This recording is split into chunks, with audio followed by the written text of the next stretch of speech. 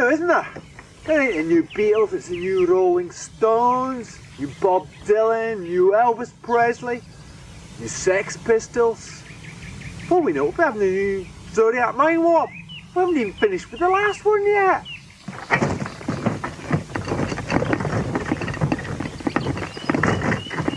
Me, I'm the new Bill Drummond.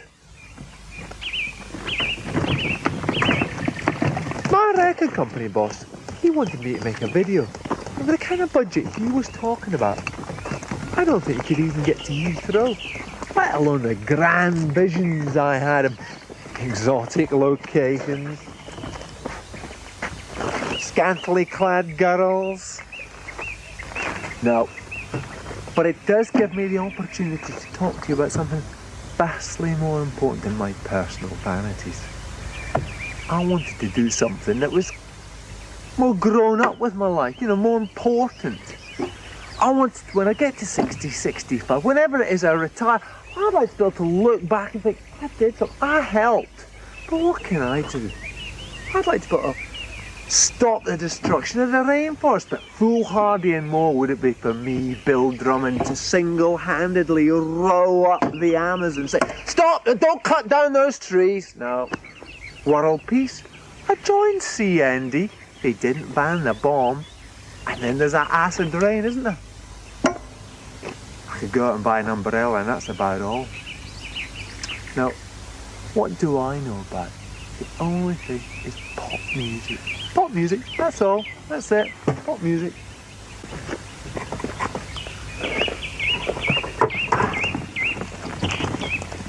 Now that I've cut all my ties, I haven't got any vested interests. No particular axe to grind. And from this station in life, I can look back across the plain, stretching out like a patchwork quilt. And over there, pop music. A land in a sorry state. Good husbandry is sorely needed. This is what I see as my responsibility. But up here, I've no influence, no currency. But down there, I'm just another sort of wilting weed in the sunflower patch going, look at me, any chance of the front cover? Do you think the record's going to go up next week? No, far better that I stay up here, where at least I can see and rue the day that ever I descend. What is it that I find so abhorrent in my eyes? I know that in your heart, you know, along with the humble checkout girl in that megastore in Manchester, to the chairman of the BPI, they all know. Is it financially broke? Nope. They're bringing more money in 1 week into this green and pleasant land than the Beatles did over a whole year, leading a complete invasion. Are the artists not having enough, say? More than enough. Their every whim is being catered for. They've got pluggers, promoters, publicists, willing to crawl through a field of thistles to make their little boys hop, skip and jump. Is it morally bankrupt? Of course it is. It is pop music, you know. No, it's something far, far worse. It's the music. The music is spiritually bankrupt. There is nothing there. The vestry is bare. There is no belief, no faith, not even atheism. Just remixes and retreads and renegotiations, and the poor old music press rewriting the histories. So this is what I'm going to do. I am going to become the manager of the complete music thing in this country. From that bedroom duo in Burnley to Duran Duran. The manager of every record shop, every bootleg pressing plant, from fledgling indie label with a first single just about to come out, to the mighty CBS, the MCPS, the PRS, the Musicians Union, the BPI, the complete music press, every radio station, and all the pop TV programs. No, I'm not going to come down there and saw my hands, getting involved with the day-to-day problems. I'm sure you're more than capable of doing that yourselves. You don't have to change your corporate structures either. It just so happens I'm at the top, in charge. Not everything has to change. Girls still need to scream, boys hear a worship, millions still have to be made overnight. But so much more has to go.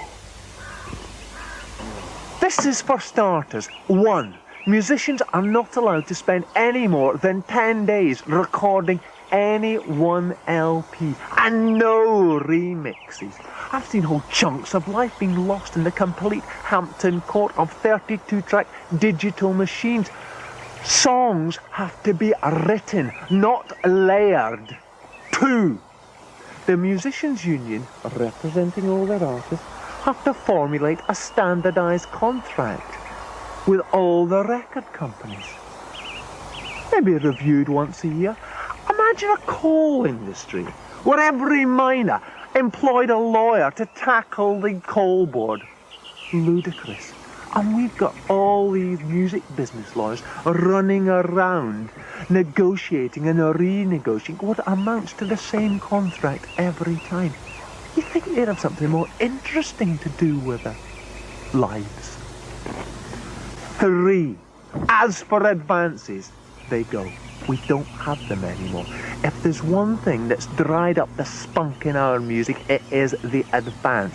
All they're there for is so managers can stand and compare sizes with each other. Now, if all a manager can do is land a big advance, he should be sent packing. It's a well-known fact that no really great music has ever come from a band that's got themselves a big advance. Imagine if they paid me on Monday. How many streets do you think I'd get swept by Friday? Obvious.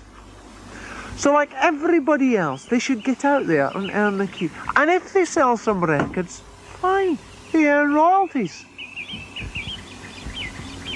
Radio 1, pop TV programmes, fine, they can stay as they are until further notice.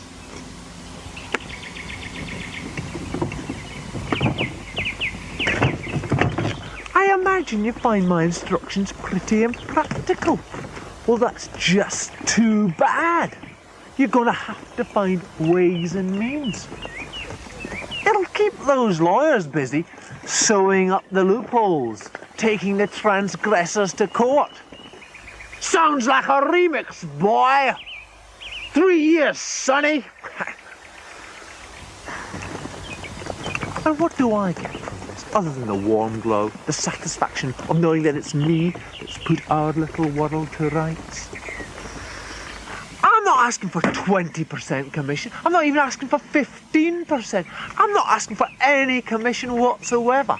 I just want you to feel free to write to me, the manager, Box 283, Aylesbury, Bucks, about any problem you might have concerning your area of pop, enclosing a cheque for £100. Every letter I receive will be dealt with in the strictest confidence. And once the cheque is cleared, I will write back to you giving my personal guidance. And before you say don't, this papa ain't going to stop, because I believe in rock and roll.